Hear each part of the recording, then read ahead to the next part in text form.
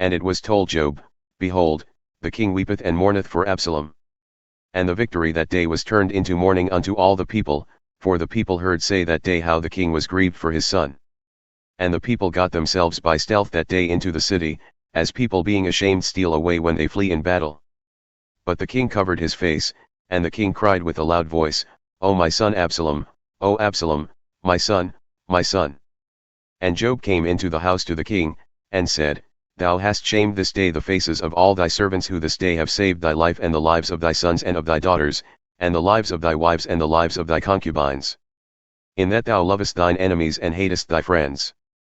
For thou hast declared this day that thou regardest neither princes nor servants, for this day I perceive that if Absalom had lived and all we had died this day, then it had pleased thee well.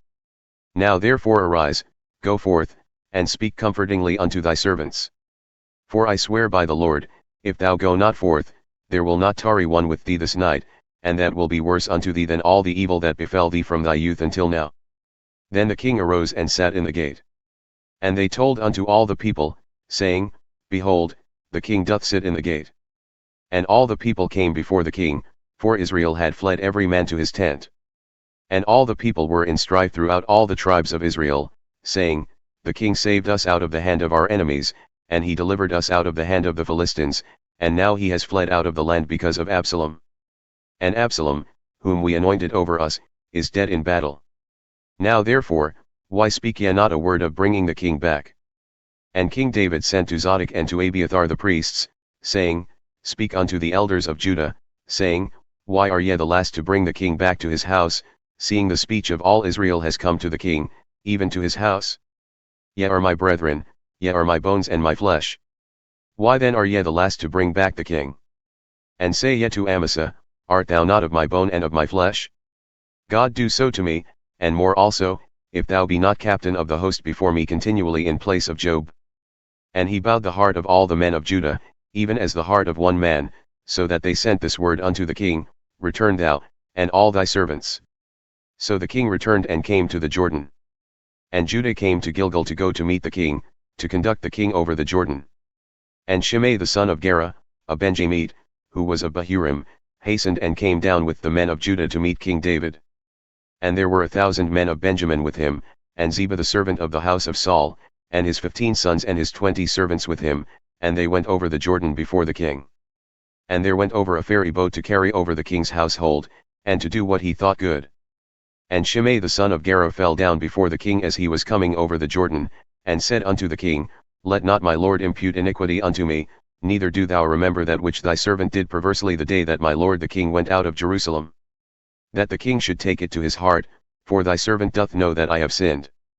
Therefore, behold, I have come the first this day of all the house of Joseph to go down to meet my lord the king. But Abishai the son of Zeruiah answered and said, Shall not Shimei be put to death for this, because he cursed the Lord's anointed? And David said, What have I to do with you, ye sons of Zeruiah, that ye should this day be adversaries unto me? Shall there any man be put to death this day in Israel? For do not I know that I am this day king over Israel? Therefore the king said unto Shimei, Thou shalt not die. And the king swore unto him. And Mephibosheth the son of Saul came down to meet the king, and had neither dressed his feet, nor trimmed his beard, nor washed his clothes from the day the king departed until the day he came again in peace. And it came to pass, when he had come to Jerusalem to meet the king, that the king said unto him, Why wentest not thou with me, Mephibosheth? And he answered, My lord, O king, my servant deceived me, for thy servant said, I will saddle me an ass, that I may ride thereon and go to the king, because thy servant is Lameh. And he hath slandered thy servant unto my lord the king, but my lord the king is as an angel of God. Do therefore what is good in thine eyes.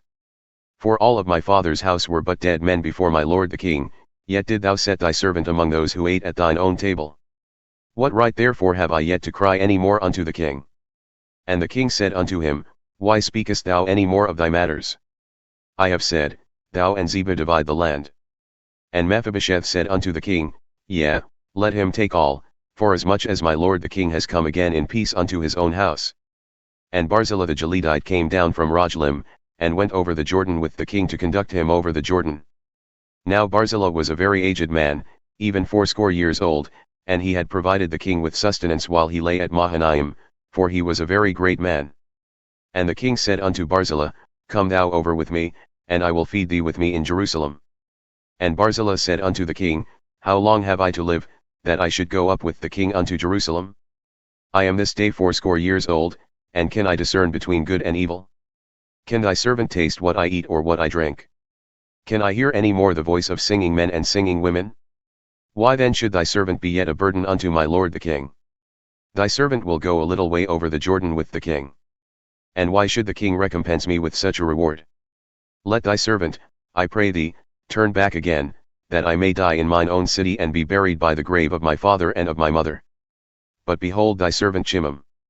Let him go over with my lord the king, and do to him what shall seem good unto thee. And the king answered, Shimei shall go over with me, and I will do to him that which shall seem good unto thee.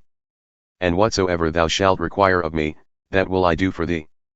And all the people went over the Jordan. And when the king had come over, the king kissed Barzillai and blessed him, and he returned unto his own place.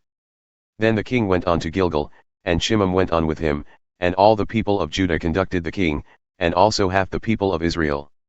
And behold, all the men of Israel came to the king and said unto the king, Why have our brethren, the men of Judah, stolen thee away, and have brought the king and his household and all David's men with him over the Jordan? And all the men of Judah answered the men of Israel, Because the king is near of kin to us. Why then be ye angry for this matter? Have we eaten at all at the king's cost? Or hath he given us any gift? And the men of Israel answered the men of Judah and said, We have 10 parts in the king, and we have also more right in David than yet. Why then did ye despise us, that our advice should not be first had in bringing back our king? And the words of the men of Judah were fiercer than the words of the men of Israel.